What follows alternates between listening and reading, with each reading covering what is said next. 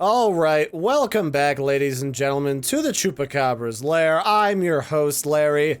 We're back for some more Paladins beta. Checking out some new characters. There's been a lot that have come out since I last made a video. There's characters like Strix, who's a sniper, or Ash, who's a frontline tank. You've also got Leanne, who is some type of sniper. She's got a weird weapon here, this crystalline-looking thing. And it kind of reminds me, did you ever play with those squirt guns in the pool as a kid or with your kids, where you had to like pull back the handle while holding on to the tube, and then you sucked in water, squirted it at one person, and then had to do it again? That's exactly what she reminds me of, but she's another sniper. Then you've got, who else? You've got Saris, who is a seer of fortunes. She can see the future. One of the most high DPS frontlines that I've ever played with. A lot of fun. And then, of course, last but certainly not least, you've got Willow, and you've got Zin. Willow, of course, is a really sassy butterfly/fairy who has a bit of a sadistic streak. She literally throws magic bombs. But no, today, we're going to be checking out Jenos, who is the cosmic support. He's kind of fun because he can heal people through walls with his Astral Mark. His Star Splitter, this gun he's got here, which is actually powered by planets. That's what's in his hand over here. He's literally got a bunch of planets in his hand. He can heal people through walls, does a lot of damage, has a constant sprint/slow fall. He can lift people up in the air and kind of stun them for a moment, unless they have the ability to jump out of it with a movement ability. And then, of course, my all-time favorite, through time and space, which basically means you fire a DEATHRAY that rips people from time itself and kills most people instantly that are hit by it and almost one-shots tanks. Although it takes forever to cast. A lot of fun. So we're going to check out Jenos today and see what he is all about. Probably just in a regular versus siege mode. Alright, so here we are. Inside of the match, we're on the ice match. And when it comes to Jenos, I like to play things on the safe side. He's nice, again, because he can shoot through walls and shit. But at the same time, Jenos is what I would describe as a glass cannon type character. He does a lot of damage, he does a fair bit of healing on one or two people at the same time, when he puts his little healing over time on them. But he's also very squishy. And this comes into play in, I feel, a couple of different ways. The first thing is that I do a lot of damage, as you can see with my little machine gun, which is literally powered by planets that are fed into my gun. And then as I do battle and somebody's got my little healing buff on them, I also regenerate faster based upon my default loadout. So long as somebody's got one of my little buffs on them, they will regenerate, I will regenerate, and everybody's happy honky-dory. Although it's a little bit of a problem if she takes a bunch, like Ash here, takes a bunch of sustained damage. But what are you really gonna do? So to get around that, I'll just have to kick old Torvald up into the air. I'm sure he'll love that. He always seems like a man who always wanted to get out more. Maybe float around town.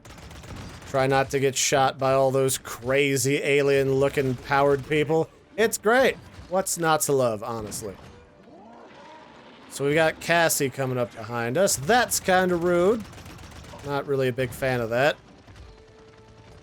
I'd say the biggest weakness for a character like Jenos is that he can only really power heal one person, whereas characters like, say, Maldamba, they can heal multiple people because he's got multiple kinds of heals. Maldamba, of course, he has that AoE heal, where he throws a giant cask of, like, acid on the ground, which heals allies and damages enemies. Whereas Jenos, he's got a pretty long cooldown on his heal over time ability. So if I don't put that on somebody as I'm running up, especially the tank, and it goes on cooldown because I think they don't need it, then I'm pretty much SOL for a little while. So there's a lot of give and take with the different support characters that you select in Paladins. Not everything is for everyone.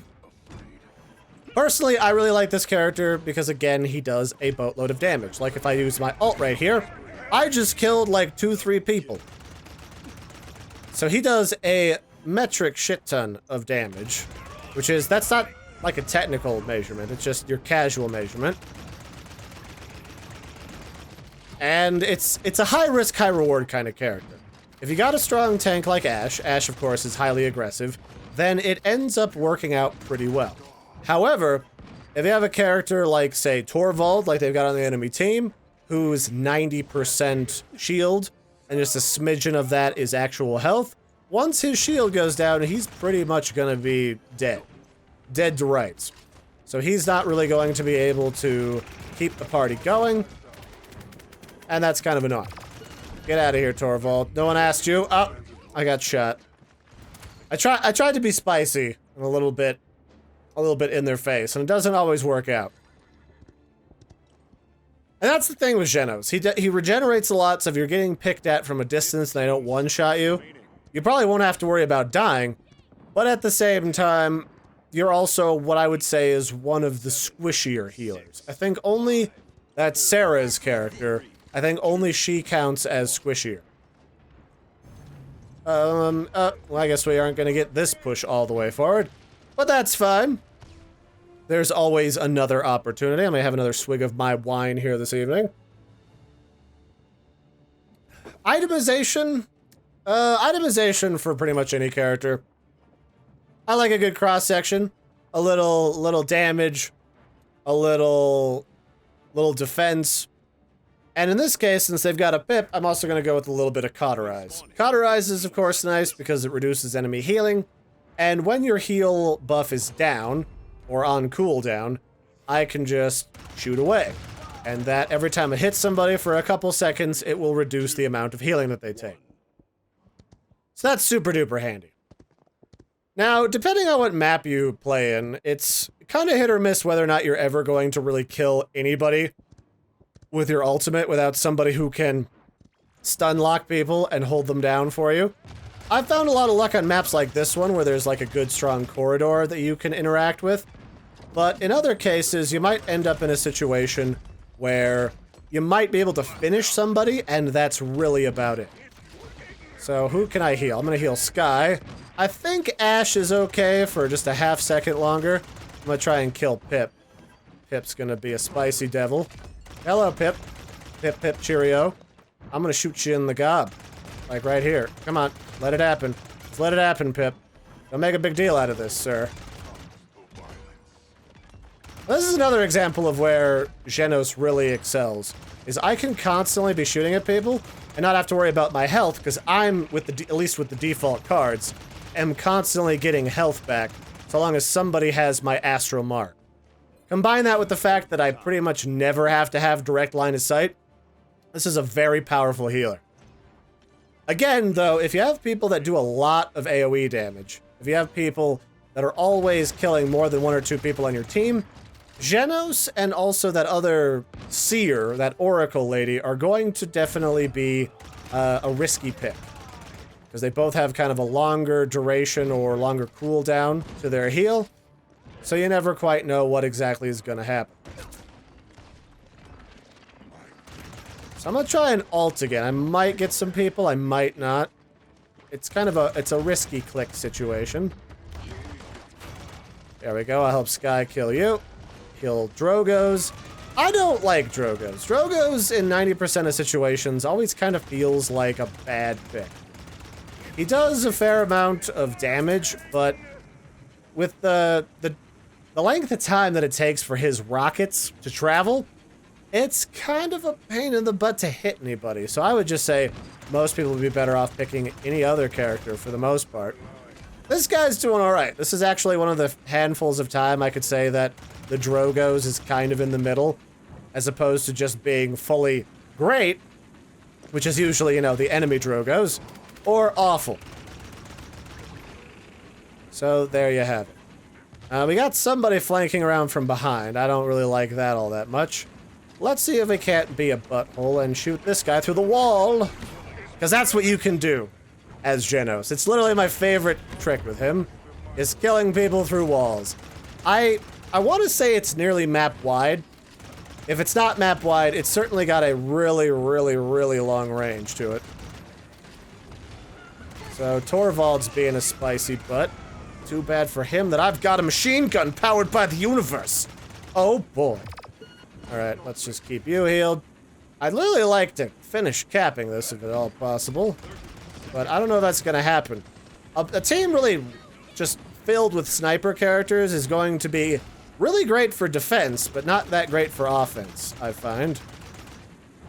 So who the flip knows? Where is our healer at? Is she even coming? There she is. I don't like this at all. Let's heal Sky. Oh, that's bad.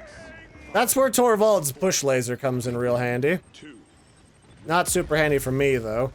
But for the enemy to defend. But this is just gonna be a battle of attrition, really. They're going to pretty much never manage to cap the original cap point, so we're gonna run into 4 points before they can get it from defending. Unfortunately, and this is something I had to change, so I didn't get a chance to show you guys what card I have for my legendary cards, is Ash is, I don't know, from like Latin America or something, and they have an open microphone, so you constantly hear them talking to their girlfriend or maybe their sister or their mom or something, and that is super annoying for playing. That is not a thing in the slightest. I haven't really encountered this many open mics in Paladins before, but in the last couple of weeks, it's definitely come up a lot. I don't think I've encountered that many just blandly open mics for no reason since I played The Division during its beta stage. That was an okay game. Didn't really wow me, but there certainly wasn't anything particularly wrong with it either. So we'll kill Pip. Who else needs some love? Drogos, you could use a little help. Yeah, this is what I'm talking about. Everyone's kind of bunched up in that hallway, and that makes it really easy to kill all these snipers, because you can pretty much predict, especially on this map, exactly where everyone's going to try and hide and snipe from. Although what the enemy Strix was doing just now is hard for anyone to figure. Oh no! No, you're going down into the ground, sir. That's the only place you're gonna end up, Mr. Victor. I can definitely say, considering how Ash plays as a character, I can definitely say that I understand where people draw a lot of comparisons between Overwatch and Paladins. Because there's a lot of characters that feel similar on both sides. To be fair, Paladins kind of came out into open-ish beta a little bit before Overwatch, and I think if you were going to talk about people ripping off characters, that would be the prime time that you would do it, when it's like public as public can be. But at the same time, technically speaking, Overwatch they were both in beta / alpha at roughly the same time. And they're both, even though Paladins is still in beta, they're both in pretty heavy development. Just that Overwatch gets the occasional big honkin' patch, and Paladins is just in beta. So it really just depends. Are we gonna win this time? I really like that to happen. I really would. I wish, could you not, sir, madam, things? I'm gonna hold Torvald up there. Maybe I can kill this dude. Come on, let it happen. Get in there, Sky, touch him. Touch him in their backsides. Touch him where the sun don't shine. There we go, that's Pip dead. That'll do real nice. Ah, okay, they got me, but we won! So yeah, that's basically Jenos. He's a high maneuverability character, although I didn't really have to use my sprint at any time during the game. He's got a lot of damage, he's got a lot of healing, both for himself and for others, and I like him. I especially like the fact that for a healer, he has the literally most deadly ult in the game, where if you're standing in it, you're basically going to die unless you're a tank, and even then, you're pretty damn close. So that'll be it for this one, ladies and gentlemen. I've been your host, Larry. This has been a little look at some Paladins with Jenos. I'll catch you next time. Bye, everybody, and have a good one.